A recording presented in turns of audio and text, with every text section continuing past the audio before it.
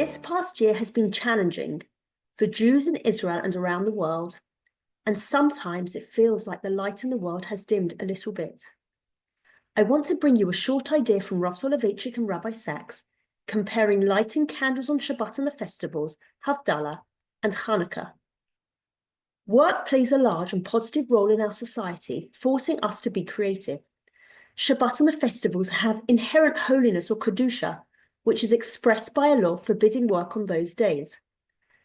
The term kedusha can be translated as separateness, distinctiveness, or as Rav Soloveitchik called it, consecrated separateness. Yom Tov and Shabbat have a uniqueness. They are different from regular days, and our normal routine is interrupted.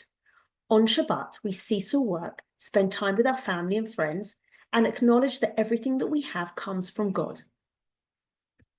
On Friday night, we light Shabbat candles inside our home, and they symbolize Shalom Bayit, paradise gained weekly in the private domain, and as Rabbi Sachs said, they are Judaism's inner light, the holiness of the home. Hanukah is referred to in the Talmud as a Yom Tov. However, Hanukah is not Yom Kadosh, a holy day, seen by the fact that there is no prohibition of work.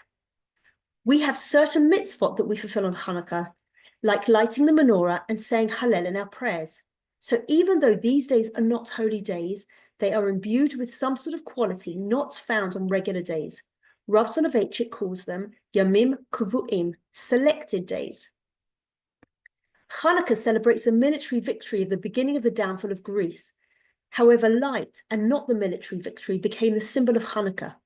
The military victory lasted around 200 years, but the spiritual miracle of Hanukah, Judaism over Hellenism, lasts until today, symbolizing a faith that cannot be extinguished.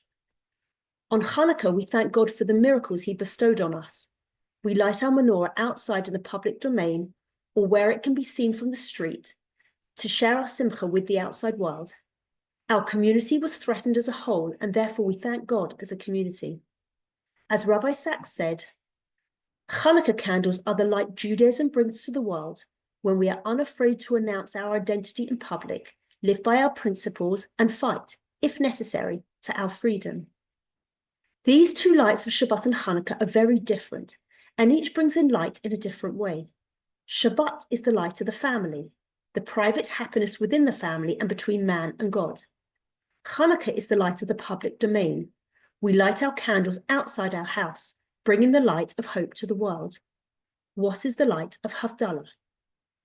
Adam and Eve were banished from the Garden of Eden on Motzei Shabbat, but before they went, God taught them how to make fire and thus instructed them to be partners in making light in the world.